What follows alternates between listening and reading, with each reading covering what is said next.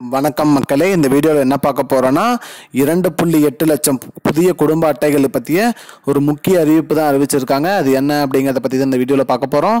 நம்ம சேனலுக்கு யாராவது புதுசாக வந்திருந்தீங்கன்னா மறக்காமல் நம்ம சேனலை சப்ஸ்கிரைப் பண்ணி பெல் ஐக்கானை கிளிக் பண்ணி வச்சுக்கோங்க. இந்த வீடியோக்கு ஒரே ஒரு லைக்கை மட்டும் கொடுத்துருங்க. வாங்க வீடியோக்குள்ளே போகலாம். பொதுவாக பார்த்தீங்கன்னா ரேஷன் கடையில் புது அப்டேட் விட்டுருக்காங்க. ரேஷன் கார்டு பற்றியும் கடந்த ஆண்டு பார்த்தீங்கன்னா ரேஷன் கார்டுக்கு வேணும்னு சொல்லி 2.8 லட்சம் பேர் அப்ளை பண்ணியிருந்தாங்க. அதாவது பார்லிமெண்ட் எலெக்ஷன் வந்ததுனால ரேஷன் கார்டு கொடுக்கறத ஸ்டாப் பண்ணி வச்சுருந்தாங்க. அது இன்று முதல் அனைவருக்குமே ரேஷன் கார்டு வழங்கப்படும் சொல்லியிருக்காங்க. 2.8 லட்சம் குடும்பங்களுக்கும் தமிழ்நாடு அரசு மகிழ்ச்சியான செய்தியான இந்த ரேஷன் கார்டு கொடுக்குறோங்கிறத அறிவிச்சிருக்காங்க.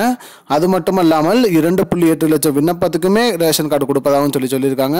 மேலும் நுகர்பொருள் வாணிப கழகத்தோட பேசி இந்த ரேஷன் கார்டு அச்சடிக்கிறதை அடிச்சு இன்று முதல் விநியோகம் செய்யப்படும் அப்படின்னு சொல்லி தமிழ்நாடு அரசு அறிவிச்சிருக்காங்க.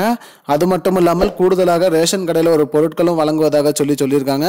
அது என்ன பொருள் அப்படின்னு பார்த்தீங்கன்னா தேங்காய் எண்ணெய். இனிமேல் ரேஷன் கடையில் தேங்காய் எண்ணெயும் அடுத்த மாதம் முதல் அந்த பொருட்கள் வழங்கப்படும் சொல்லியிருக்காங்க. அது மட்டும் இல்லாமல் இன்னொரு முக்கிய செய்தி என்னவா சொல்லியிருக்காங்கன்னு பார்த்தீங்கன்னா பொருட்களில் எந்த ஒரு எடையும் மாறக்கூடாது, எந்த ஒரு ஏமாற்றமும் மக்கள் அடையக்கூடாதுங்கிறதுனால பொருட்கள் அனைத்துமே எடை போட்டு பேக்கெட் மூலியமா வழங்கப்படும் அப்படின்னு சொல்லியிருக்காங்க. அதாவது பார்த்தீங்கன்னா அரிசியும் பேக்கெட் மூலியமா வரும்.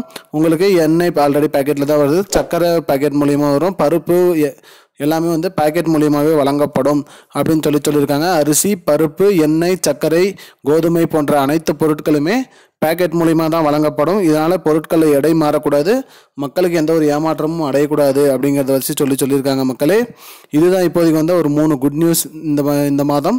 மேலும் இது போன்ற பயனுள்ள தகவலை தெரிஞ்சுக்கொள்ள நம்முடைய சேனலை மறக்காமல் சப்ஸ்கிரைப் பண்ணி வச்சுக்கோங்க.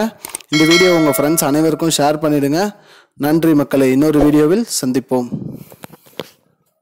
I don't understand your jokes, man. Because it's not a joke. முன்ன பின்ன தெரியாத ஒரு பையனுக்காக subscribe விடுற அந்த மனசு இருக்க, அதான் கடவுள்.